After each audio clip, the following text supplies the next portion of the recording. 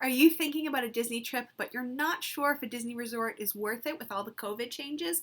Watch this video to see 5 benefits that there still are from staying at a Disney resort in 2021.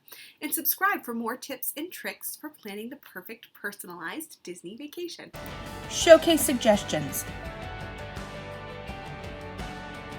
where I share travel tips and lists of 5 to help make traveling with kids a little easier.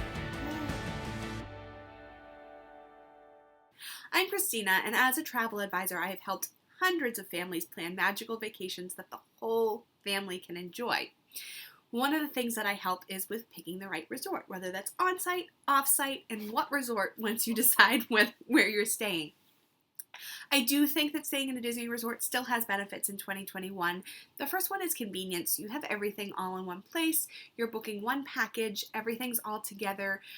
You don't have to worry about as many little details and piecing it all together. That package is the second benefit. That package is really, really flexible.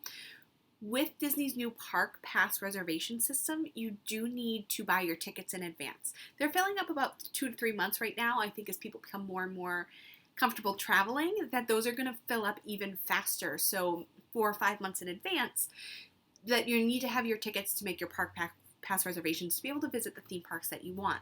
When you buy a package, everything's together. It's a one deposit price of $200.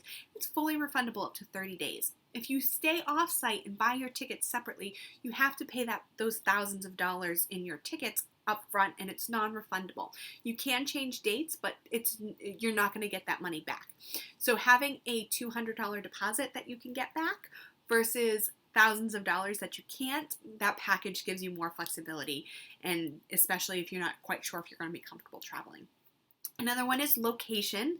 If you're going to New York, if you want to go to a Broadway show, do you want to stay in Times Square or do you want to stay in New Jersey? The time you spend getting from place to place can take a lot of time of your trip, can add a lot of hassle. So a few extra dollars a night to stay in a Disney resort as opposed to a 20-minute drive away is definitely beneficial to me. Like I said, there's tons of resorts. It's hard to know which one is the best for your family. If you're going to be spending a lot of time in the Magic Kingdom, you might want to stay in a Magic Kingdom resort. If you want to, be first one on to get a boarding group for Rise of the Resistance, maybe staying on the Skyliner. Finding the best resort for your family is what's going to really make or break your trip, which is why I've created a guide on how to pick the best resort for you. Not my opinions on my favorite resort, not the opinions of the Facebook Mom group, but how to come up with the best one for you and your family. And once you have that, then you can start worrying about everything else like dining. So dining is the 4th benefit. You can make your dining reservations 60 days in advance right now. If you're staying off-site, you can make them 60 days in advance of every day. So if you're checking in on a Monday, to make your Monday reservations, you would call or go online 60 days before Monday. You'd have to then do it again 60 days before Tuesday, 60 days before Wednesday, 60 days before Thursday. Whereas if you're staying at a Disney resort 60 days before your check-in date, you can make it for your whole trip. So there's added benefit here because if you really want Cinderella's Royal Table or Topolino's or one of the very few character experience that's still going on, you might not be able to get it unless you're getting that advantage of booking a few days before that 60-day mark when you're staying on site. Transportation's another big one. If you're planning on, drinking around the world, really nice to walk back to the beach club and not have to worry about driving. If your off-site resort does have a shuttle, you might want to consider another form of transportation because there's usually 2 drop-offs, 2 pickups. They're not before rope drop, so you're not getting the advantage of getting in beforehand. The shuttles are just really, really difficult to manage with their schedules, especially if you have a napping child.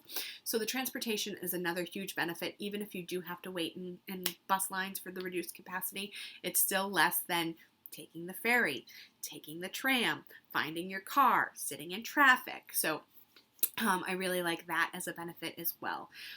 Like I said, what Disney resort is best for your family is completely different for every person, so please get the guide below. It's right down there in the comments, and make sure you subscribe for more Disney planning advice. Thank you so much for joining me, and I'll see you real soon.